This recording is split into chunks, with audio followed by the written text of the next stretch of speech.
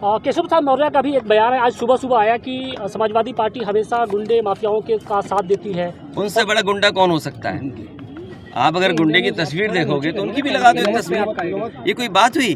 अगर deputy CM ये बात कर रहे हों, एक डिप्टी सीएम की भाषा ये हो, इसीलिए मैंने कहा एक मुख्यमंत्री और डिप्टी सीएम की भाषा ही नहीं हो सकती है। ये लोकतंत्र खतरे में है।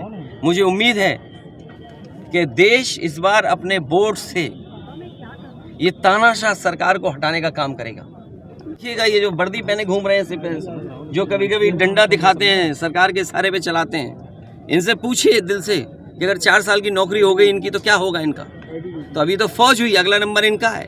घोसी और गाजीपुर से क्या? अरे क्यों सवाल का जवाब बदल रहे हो?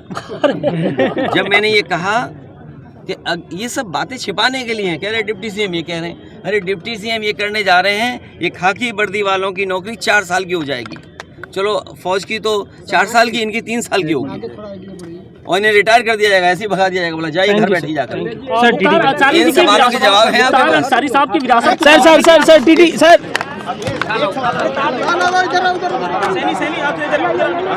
अनुज भाई